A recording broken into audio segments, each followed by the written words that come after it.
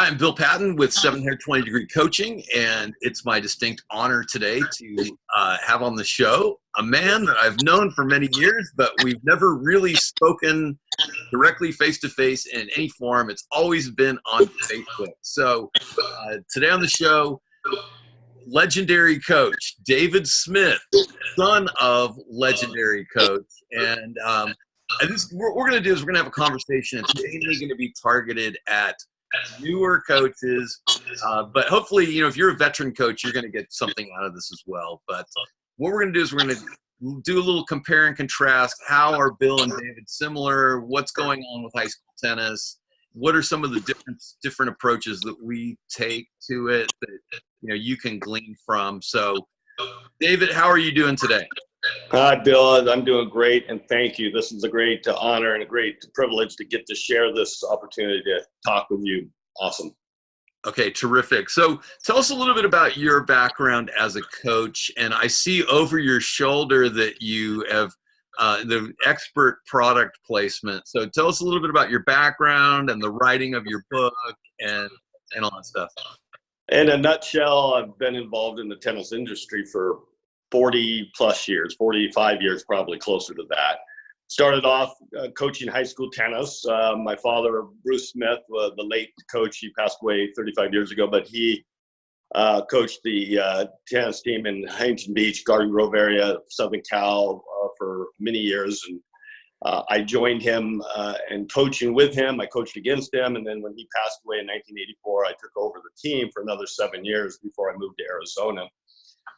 And took the philosophy of what he did so successfully and what I learned over the years and trained players in Arizona. And from that position, I moved on to not just high school tennis, but then I started running clubs. I was the director of player development at the Wigwam Resort in the West Phoenix area, moved on to Utah, where I became the head pro at the Green Valley Spa, and then I opened up my own academy called the St. George Tennis Academy for a number of years, and opened up a big fitness facility and directed tennis there and ran my club for about 3 more years, and then retired. And 4 years ago, returned back to the roots of coaching high school tennis. So awesome. In the middle of all that, of course, I was senior editor for tennis1.com, wrote about 300 articles, wrote 2 books, Tennis Mastery, and as you notice behind me, my favorite book, which is Coaching Mastery, which was designed for not just coaches, but tennis parents and tennis pros to give them some of the ideas that I had generated over those 40 plus years. Awesome. Okay, so now you're one of those coaches. I wrote my book there, The Art of Coaching High School Tennis, Yes, but sir. You're one of those coaches who's had 10 to maybe 100 times more success than me. So let's get into a little bit about your dad and his big streak and what's going on, right? I mean, he has an honor coming. Why don't you talk a little bit about that? Well, my father passed away 35 years ago, but before he passed away at the age of 55, the 2 weeks after he retired, which was very, very unfortunate, of course, he coached at La Quinta High School in the Garden Grove School District in the Southern Cal region.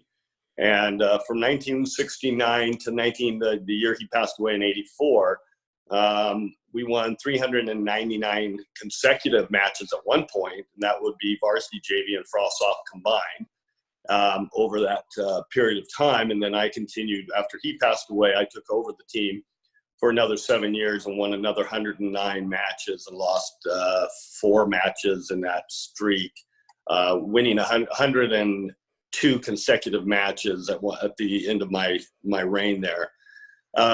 But in Southern California, as you well know, Bill, the tennis is pretty competitive. There's 2,400 high schools in Southern Cal, of which about 400 of them have pretty good tennis programs. So the tennis is very deep. Oh yeah, for sure. And so, we were one of our good friend of mine, a baseball coach at the same school, always joked because my dad and I would always order our region champion patches at the start of season because we were so dominant at that period of time. Oh my goodness. Oh man, that's. Yeah, that was a little little bit of hubris there.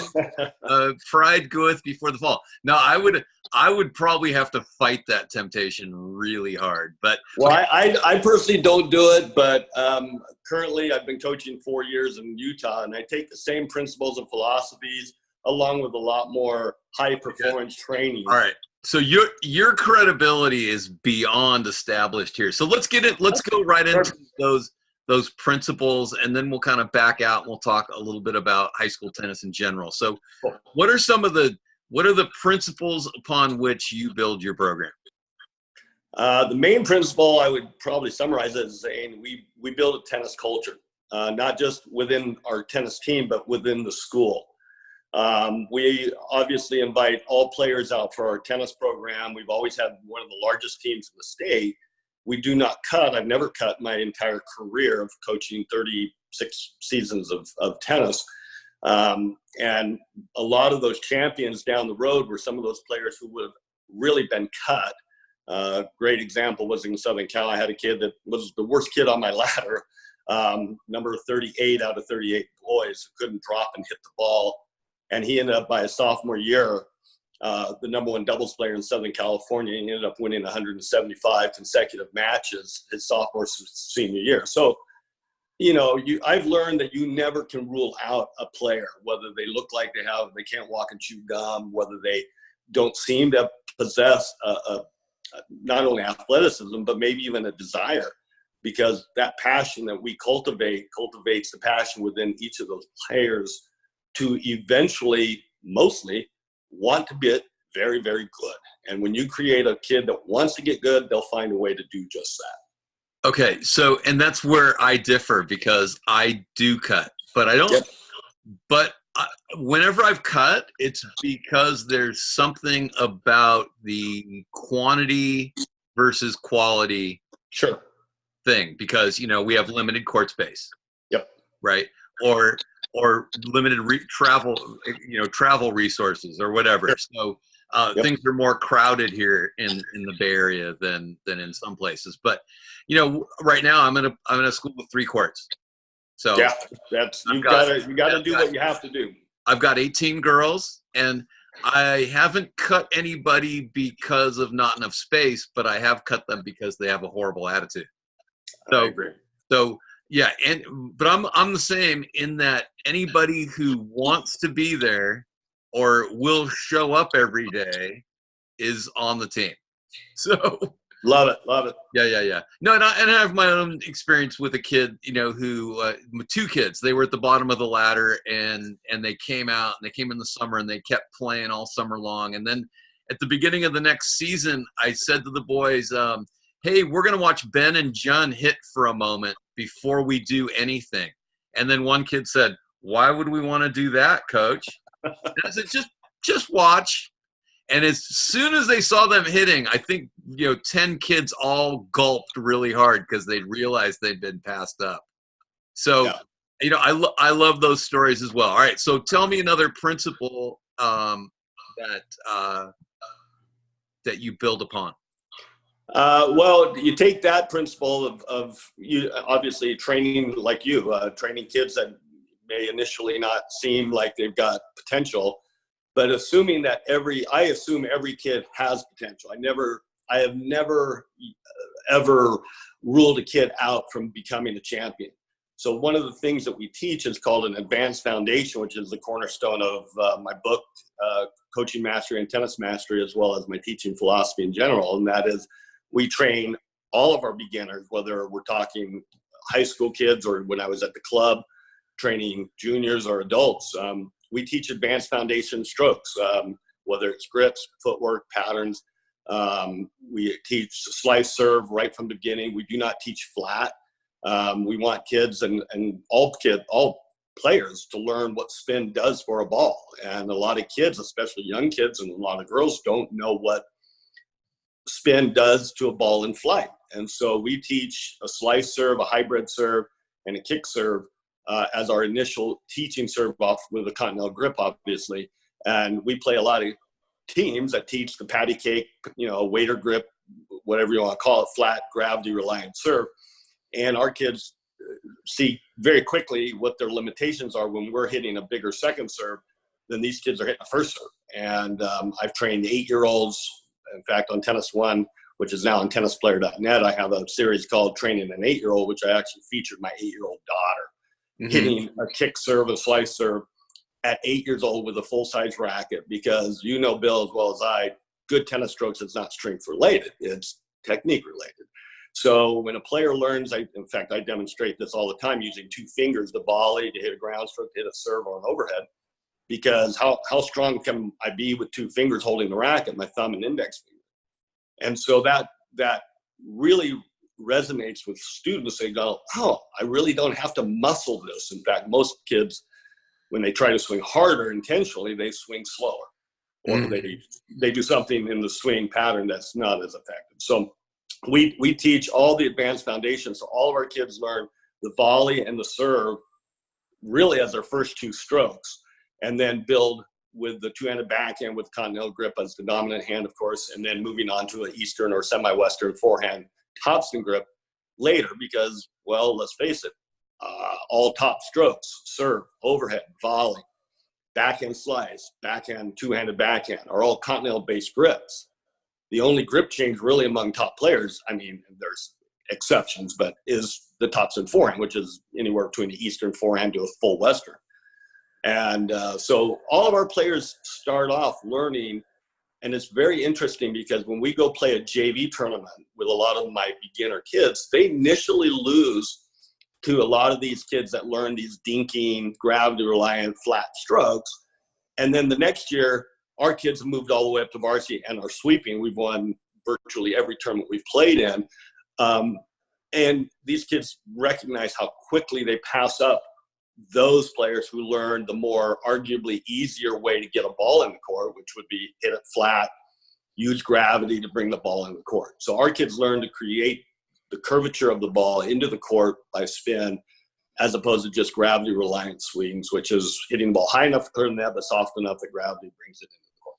Yeah, no, I mean, it's really fascinating that, too few kids are getting, really good training, and it's kind of a shame. So right now I'm part of an effort to rebuild what was once a pretty proud Oakland, city of Oakland tennis program. I mean, the league used to have a lot of strong players, and then it fell down, and now it was down to 2 teams in the league out of 6 schools, and now we're back to 6 schools, but now coaches are telling me, all my players do this. Yep. I'm like, well, okay, in your first year, and you're already a month in, you're not going to change that with those seniors. No. But you can start with the younger ones, because it's going to take a little time to establish that program. I mean, and I've got kids that are playing exactly the way you're talking about. They're reliant on gravity. So just yesterday I started, and we're 4 weeks in, I started with slice because now it takes, and when you're new at a program, my experience is that it takes at least 3 or 4 weeks for the kids to actually start hearing your voice. Yep. And so I mean, at first it's like Charlie Brown, you sound right. I mean, you could be saying the smartest stuff, but they don't hear you because their anxiety's in the way. They're trying to figure you out. Are you a decent human being or not? But now they actually can hear what I'm saying. So now we're going into hitting some slice, and then I think what we're going to do today is start hitting some topspin also. So this week is like, we don't have a match this week. So I told the girls, hey, it's going to be Camp Titan this week, and we're going to actually do a lot more learning than we did in the previous weeks. I did a lot more conditioning and a little bit of teaching because I didn't want to overwhelm them. So now, when you're new to a program, what are some of the challenges that you face when you're new and people are like, oh, Coach Dave, this stuff is overwhelming? I mean, I know what happens, but So how do you overcome that initial, what do you do to get over the initial shift for them into something a lot more serious, a lot more detailed? Well, let me first say I use a lot of analogies, and the one analogy that seems to resonate with a lot of juniors is, would you ever teach a piano player to use their 2 index fingers to play the piano for the first 6 months or a year of playing the piano? And the answer, of course, no. I mean, you would play chopsticks for the first 6 months. You would never master the piano with 2 index fingers. Let's face it, you'd probably play Twinkle Twinkle Little Star for 10 years, and that's about the limit of your ability. So kids learn, as I tell them, the advanced foundation is arguably, and I'll say arguably because we have tools and methods in which they obtain skills related to these higher, the better grip, say the continental grip on the serve or the volley, and learning to hit a slice backhand correctly, or open stance forehand, and the strategies that go with that. But so I use that analogy, and I also use another analogy that I tell them I've got a crystal ball, and the crystal ball is a real one. And I tell them, if you ask that crystal ball, and for the next 3 months, you're going to learn this new, seemingly a little more challenging technique. And you ask the crystal ball, am I going to win matches during the 3 months against some of these players that dink the ball or patty cake the ball? And the crystal ball says no. And I said, well, how would you feel if that was the answer to the crystal ball? And they'd say, well, I wouldn't like it. I said, but you didn't ask the crystal ball correctly, the answer. What if after 3 months you start beating everybody that you ever lost to, and start beating people a whole lot better than you for the rest of your life? And then they're like, oh yeah, I'd like that a lot. So the first thing is create an understanding or a belief that what they're learning will indeed translate into highly skilled players. And of course, you know, we're deep. We've got one of the best teams in the state. And in fact, my girls team can beat virtually every boys team in the state of Utah, with the exception of maybe 2 or 3. And so we have these players that either I've been training or have been trained with other pros in the area, which we always encourage.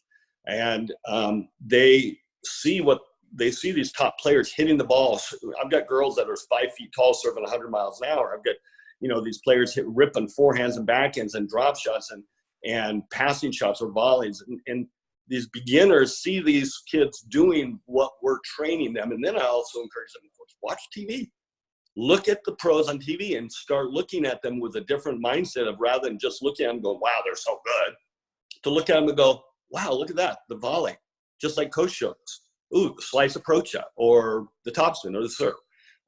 So they start to recognize, and when a kid, I will tell you this, Bill, and you know this as good as I do, when a kid starts to see themselves hitting shots like the pros they see on TV, or now on YouTube, or wherever they're watching a video, they are motivated. They are cooked. They want to do it again and again and again.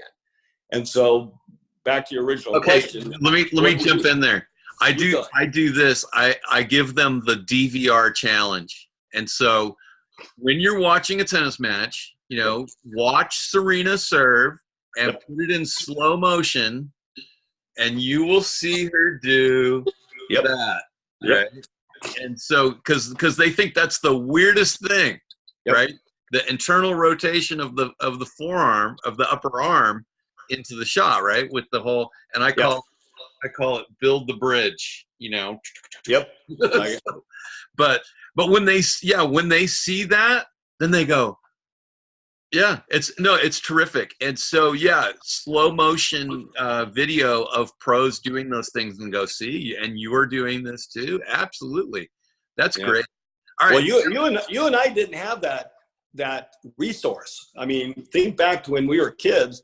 We were lucky to watch something on TV and hope they played a replay of the shot, because we didn't have video back when I was in high school. We didn't have YouTube and internet and anything like that. So the kids today are, if they utilize the resource, have an incredible opportunity to study the game unlike you and I ever could. You know, I think the advantage that we gained is we got really good at staring. Yeah. Well, if you only got it one time, you're gonna. Yeah. I remember watching the TV like this, you know, and so we just watched it differently, and maybe maybe because it's not so spoon-fed to us, we had to develop our eye better. Right? I agree. I think there's truth to that. All right, so now where can people engage with a lot of your advanced stuff? I mean, you've got your book. Is there, I mean, and I see your videos on Facebook, and, you know, every once in a while I mimic that stuff. And then sometimes I'm like, okay, this is a little over programmed for me because I've gone a little bit more game based and a lot less drill based, right? Yeah, there's got to be a balance. Yeah, but bless your heart, mister. Your kids look really into it when they're doing the ball drops and they're going and they're hitting, you know, 100 straight of the same shot. I mean, that's something special when they really buy into that. Yeah, I'm not in a place where I can sell that because the buy-in on something like that is not really high. I mean, it's going to take a little time. Well, I think, yeah, you have to balance. Like, we play a lot of teams, like there's brand new high school, and they don't have very many balls. Obviously, to feed, we have 9 teaching carts, each with 325 balls and 2 ball machines. And so I've created a resource through affiliation with local players who collect balls for us, a local club. We run 4 tournaments a year. On top of that obviously uses 10 cases. So we have a lot of balls that we get. And that's what the first thing I think any coach who wants to create a successful program has got to have a vehicle that their students can indeed hit a lot of very specific shots, footwork patterns, stroke patterns, aiming, directional controls, all those kind of things. And if you don't have a lot of balls, that's very difficult. I work with a lot of high school coaches and trying to get them to understand there's a way to do this. So we have 6 courts. We average 50 girls per team. We average about 40 boys per team. And so 3 of our courts are always challenge courts, and we challenge every day. So our players are getting a competitive component that means something, because there's nothing more meaningful for a kid to know that somebody either is trying to get their spot or they're trying to move up and beat somebody above them. Yeah. Okay. Let me break in on that point for a second, because I'm polar opposite on that one. All right. Well, it works for you. It works for you, and it's part of your culture and all that. But what's been working for me is very early, very close to the beginning of the league season. I lock my ladder down. Yep. And I run all the challenges. And so from once we're 1 week before league season, I want everyone to know their place. And then not only that, but there's this familiarity of when we go to play, Susie's always on my right, Madeline's always on my left. Yep. You know, and this is my court. I own this court. But, you know, I always leave it open if one player particularly improves quite a bit and it's pretty obvious, then I will sanction a challenge for that. But there has to be a pretty significant improvement because for me, the issue is integrity of playing a fair lineup against my opponent. So I'm not going to play people out of order. So if I feel like, my number 3 player can now beat my number 2, then I'm obligated to have that challenge match. Let me add to that, because I agree 100%. We're in a little different format than California. California, you had the 3 singles and 3 doubles teams. Oh wait, let me clarify that. That was Southern Cal to overcome the incredible stacking. Here in NorCal, we play 4 and 3 or 6 and 3. Got it. Well, here we do 3 and 2. We have 3 singles players, and they just play the number 1 or the number. They don't only play their player. So stacking is always subjective, and coaches like, oh no, my number 2 player really is my number 2 player. And sometimes you look at them going, yeah, right, but we had no way to prove it. Where California, you had a round robin and you couldn't stack. One played the 1, 2, and 3 and so on, which I love. Obviously, Arizona was different when I was there for 6 years, and they had 6. It was a college format, 6 singles and 3 doubles teams. So one thing that we do is I run my JV ladder year round, basically. I mean, we have a very short season. It's a 2-month season, but we run. And so when we hit region, your region seeding for the tournament is based on your position all season long in that position against all the region teams. So I am like you. I've got to have my top 7 established, and they pretty much have to play their position all region so they can be seeded in that position, how they played in region to be seeded for the region tournament, which will eventually equate into a seeding into state.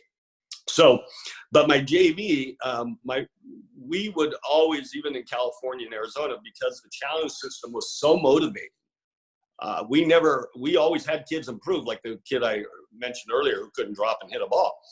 These kids worked their butts off because they knew, if they were low, they could move up if they got better, and they knew if they were high, that there were kids that were working hard to beat them. And so the ladder system helped motivate that derivative of motivation, just really made them want to get better. And so because we run it year round, meaning I keep my ladder, I pull my seniors off and graduate and move everybody up. So then even during summer, when we were doing our off-season summer workouts, they're still challenging. And so it's a neat way to keep them motivated. I'm going to get the last word on this, and then we're going to move on to the next topic. So I think lots of challenging is great when you have a team with, you have a lot of players who are very close together in ability because the challenge level's there. But if there's a considerable amount of separation between the players and the result's always the same, then it becomes kind of stale. So anyway, that's my last word on that. But now, if somebody, let's say there's a brand new coach here and maybe they have almost no tennis background, or they're a tennis enthusiast, but they haven't really coached before, what's one practical piece of advice that you would give them to say, all right, start here, or rearrange things, because here's the biggest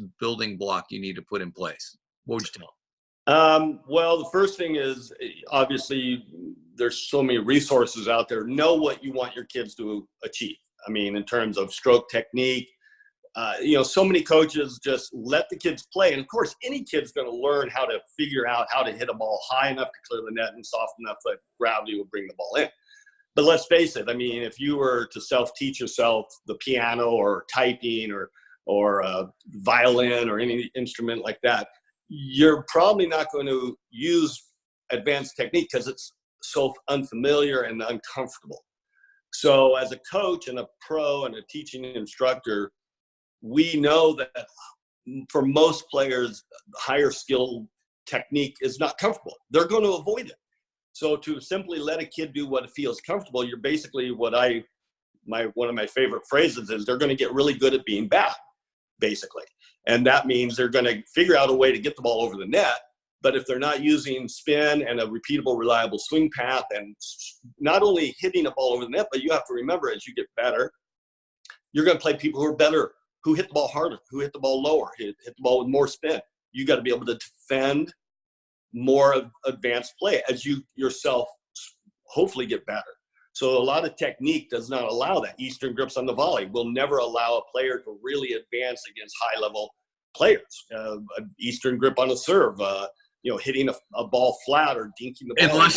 Unless you're Boris Becker. Well, and there are exceptions, and there are players who use slight Eastern grips, but they still use even within a slight. I have a very good friend of mine who uses the Eastern grip on his volleys, but he hits it correctly. Yeah, there you go. Like a person would with a continental. So I mean, all right, let me use an analogy here. So there was a time when I started teaching, and I was now an algebra teacher, and it had been a long, long time since I myself had studied algebra, right? Yeah. Right. So, which seems so simple. I mean, it just seems like you just should be able to open up the book and teach it, right? And then there are a couple of little tough problems in there, and you go, oh, I should have looked at this before. Right. Because now I'm this babbling idiot, right? So this is a great analogy, because I think if even if you're a new coach, if you put a little study in ahead of time on, okay, let me find some videos that explain easily what I want to teach, practice it yourself for a moment so you can experience what it's like to learn it, then go in and show your kids how to do that. Like, for instance, today what I'm going to do is I'm going to take my kids and I'm going to have them trap a ball against the net. Yep. And then go like that and hit a top spin shot. Then they're going to take a couple steps back, and they're going to drop hit a ball up and over, right? And then I'm going to toss them a softie, and they're going to do it. And then we're going to rally from pretty short, and then we're going to look for the place where it breaks down. So a little progression like that can go a long way, right? And so just yesterday we took the racket face slightly open like so, and we were going like that to hit a little slice shot, right? Yep. And then we're going to back up a little bit and go like that. Yep. So these little incremental steps. And, I sold it to the girls by saying, when we teach you how to slice, you're going to be able to make other girls cry. Yes. If you do it really well, you'll make their moms cry too. And when you're a champion, Nana is going to burst out into tears. So, and they thought that was great. They really want to make those other girls cry. But we'll be kind to them after the match. Absolutely. Well, we played a big tournament this last weekend, and one of the girls in the gold medal match was playing my number 2 player, who's little 80-pound Kinsey, who hits the ball like a pro. And of course, she's walking over, and I hear the girl turn to her dad and say, "Oh crap, I've got to play Kinsey." And Kinsey's got a beautiful slice. She's got huge topspin, great serve, can hit 40 balls in a row every rally. And these girls recognize when a skilled player is on the other side of the court. But back to your statement about progressions and what to do with a beginner coach, one of the reasons I wrote Coaching Mastery was I have 110 books on tennis. 110 books on, most of them are instructional books. And how many of them actually do not teach what I call an advanced foundation? I'll be speaking at the California USPTA convention in October next month. And my talk is called The Advanced Foundation, Developing Skilled Players. And one of the things that you and I both know is when you get a player who's been playing for any amount of time using inferior grips or strokes, they're the hardest student to teach, because what does that student do when they go into a match? They're going to go back to whatever is most comfortable. Even if they know, A, they're not going to improve, and B, even if they know they might lose, it's more comfortable for them to use familiar strokes than it is to use something unfamiliar that they're working on and not feel comfortable during a match. So most players, when they start playing competitive tennis, unless they're really disciplined about applying the technique they're trying to learn, they will revert back to whatever it is they're most familiar with. Right. Well, and that's, it's a military thing, right? I mean, they talk about that in a crisis, you always revert back to your lowest level of training, right? Yep. So, and even advanced players do that. I mean, if pressure is really tight, you will see things like the toss get lower, pulling their face to net on a volley instead of getting sideways. All these factors start to, and that's what, like you said, we look to see where a stroke breaks down, either from speed of a shot, pressure of a point, running for the shot. All these things can contribute to the breakdown, as you mentioned earlier, of a stroke. And so you want to start recognizing where that breakdown occurs, so then you can work within the pattern, so you can overtrain that and get them to the point where they can make that shot under pressure, and again, without thought. What we call unconscious competence comes from the prior phase of that, which is conscious competence. You have to think about what you're doing correctly enough times until you do it without thinking. Okay, so I'm glad you brought that up, because here's what I will challenge people to do.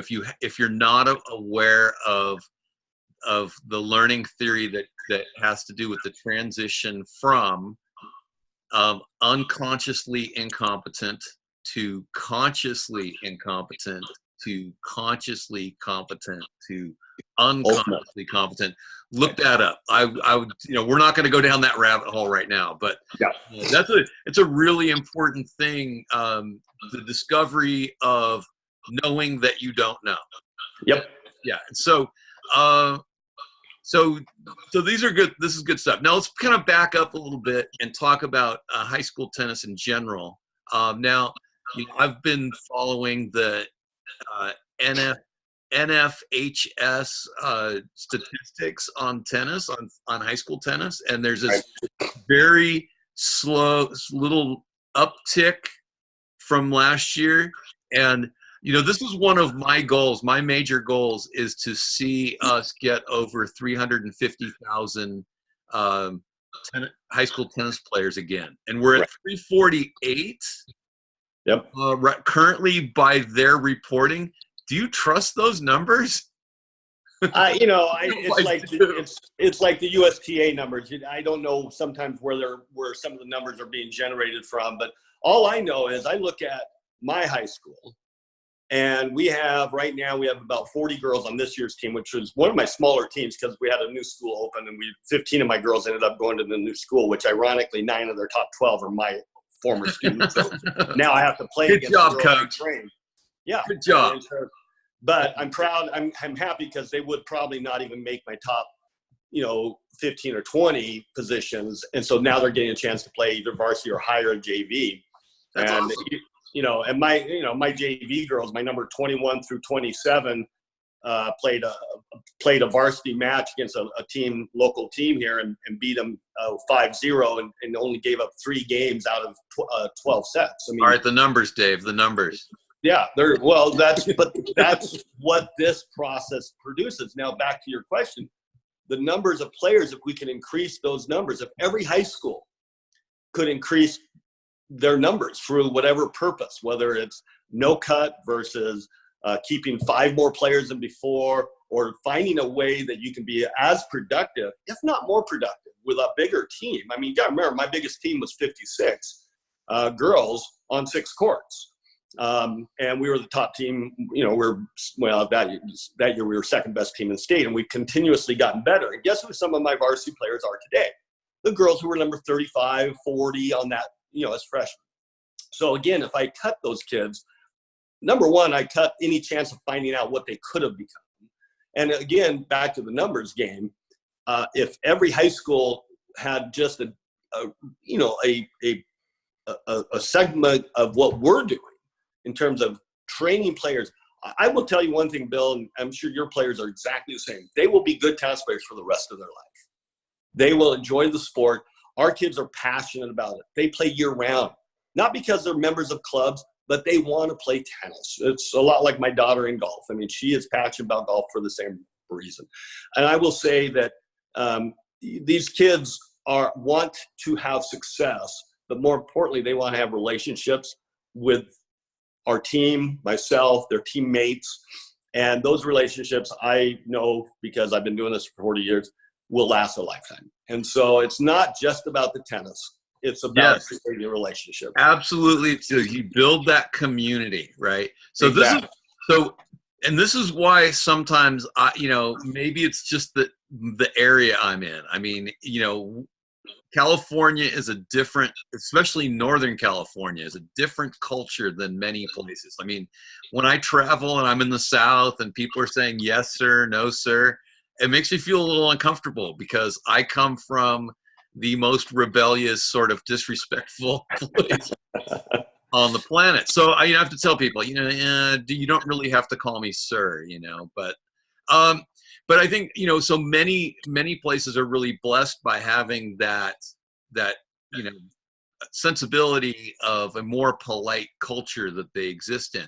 So I find myself having to protect the culture of my team by removing ne'er-do-wells, by removing people who are going to poison the culture. So they're gone because I'm trying to build something really good here. Now, the other thing is, to kind of piggyback on what you were saying, because I thought it was great, is so many people are looking at player development from the 1% or even 1% of 1%. Right.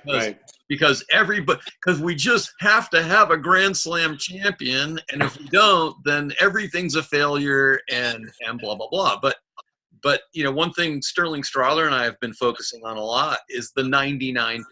And where are the future 4-5 and 5-0 players? They're playing high school tennis. And exactly. And So Vic Braden used to say, if there are no 4-5s at your club, it's your fault. And so, high school coaches, I mean, let's all get on board with developing our players over the years so that when they leave, they are at least a 3-5 or a 4-0 level player. And then they will continue to play. If they're lower, probably not as much. But, if we can get into that mode of let's just very incrementally develop these skills and, not only the technical skills, but the mental skills of, recovering from a mistake, right? And moving on to the next point and preparing properly and thinking strategically, all these things and having simple strategies that work rather than overly complicated ones. So, right. My most successful team was all ranked USTA juniors. And what did we work on all season? Setting up the point cross court. Right? I mean, we're playing for the section championship, and I'm like, all right, guys, it's not rocket science, get your first serve in. I mean, I'm gonna say it for the 150th time. Get your first serve in, build your point cross court, wait for a short ball to get creative. Right. And they learned to play within that system, and they made it work, and it actually freed them up to play the way they want to play. Yep. So. Well, I'll close with one thing, and that is I wish every tennis professional would coach high school for a minimum of 4 years. And the reason I say that is because, number one, as a high school coach, you're with players. If you get them as a freshman, you're going to be with the player for 4 years. Number two, you're going to see how your players progress in a large group. And rather than just having that top, I had Debbie Graham and Susanna Lee, both on my girls' high school team. Debbie was number one in the U.S. Susanna was number one player from Korea, and they were both on my high school team. I didn't have to worry about, but I developed all the players below them, and they were the ones that brought us a championship, not just Susanna or Debbie. And as great as they were awesome players, and they came out to virtually every practice and whatnot. But the bottom line is, as a coach, you get to not only see a player for 4 years, but you also compare your progression of your players to that of other coaches, whether it be a philosophy or what they know or don't know. And you can see how your team stacks up against similar teams in your region or in state. Where Utah's a relatively small state with only 130 high schools, and of those 130, maybe 6 or 7 are really big tennis programs like ours. And unlike California, which had well over 2,000 high schools. But again, as a high school coach, I get to see how, if my training is not just affecting the top 1% of my players, but really I value and I gauge my success on how my bottom 35 through 45 players are moving up and improving, and whether or not those girls or guys, I do both boys and girls, move up to eventually a varsity position. If I'm doing my job, even I will tell you this, Bill, the least skilled player I've seen become a highly skilled player. That seems contradictory. I've seen players who literally look like they could not walk and chew gum become extraordinarily successful tennis players. Now, I'm not talking nationally ranked or maybe even state ranked, but were part of our championship program in one phase or another. So in reality, high school coaching is a great test of how you can learn to develop large groups of players. And that, of course, I've been a head pro, I've been a tennis director, I've been an academy owner. Guess where all my success in those programs? And I've trained probably 50 nationally ranked or state ranked players within those arenas as well. Why? Because I use the same principles I used in my high school years to run my club and my junior and my adult program. And I've had many, hundreds of adults, from 80 years old and even older become nationally, I have Jerry Golding, who was in her 80s, beat Dodo Cheney, the only player to beat Dodo Cheney in the USTA Gold Ball arena in that age group. But she took lessons from me twice a week at 80 years old. And she still wanted to learn. She was passionate about the game. That's awesome. But the high school coach has a great opportunity to get. I'm very close to all my guys and my girls. We do a lot of things together. They play a lot of mixed doubles together. The girls come out and help the boys during boys season, and vice versa during the girls season. The boys help run our tournaments during the girls season, and the girls help run the boys invitationals when we do those. So that's the culture I kind of talked about at the very beginning of this interview, and that was when you start to create that. I'll leave you with one story. It'll bring tears to your eyes. And that was a girl. I'm going to shift away from speaker view. I don't want to be seen crying. Go ahead. This was an epitome of coaching high school to me.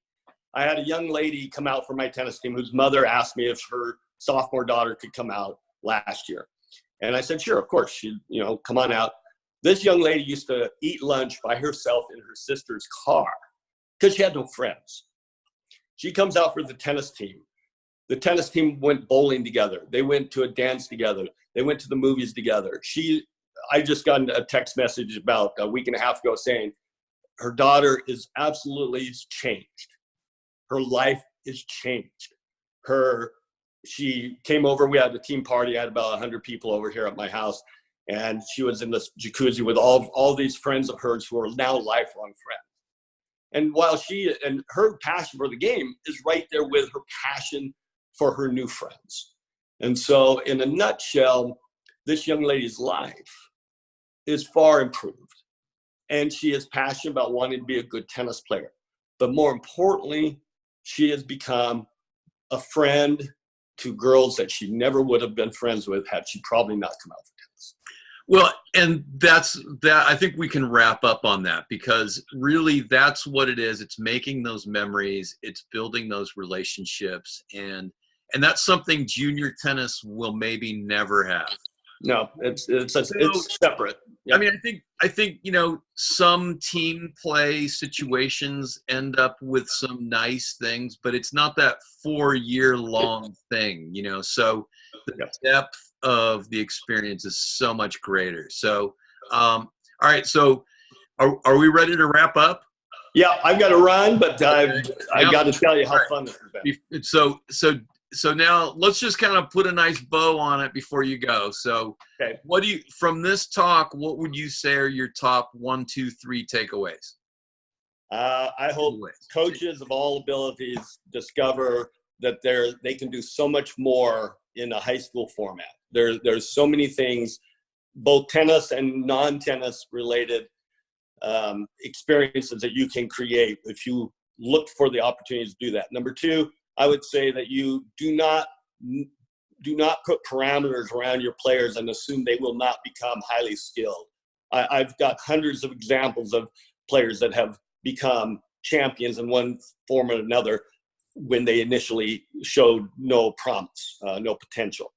And finally, I would say I think every coach can create a very successful program, even in the limited resources such as court space, number of balls you might have. That's why I wrote Coaching Mastery, was to help coaches understand that there are ways you can still be very productive and yet have minimal resources offhand. And you'll grow that as you develop a program. You will create more opportunities through your success. It breeds success. And just to get the final word here, I think, and so you, coach, can do this stuff no matter what level you are. If you're new to the game, it doesn't matter. I believe that wholeheartedly. Yes. Put a little study in. It doesn't have to take that long. Just spend 20 minutes watching a video and share that with your kids, and they can learn so much visually from that. All those things Dave just said. So anyway, thank you so much for your time today. It was great talking to you, getting to know you a little bit. You too, Bill. Thank you so much. We'll talk again. Take care. You too.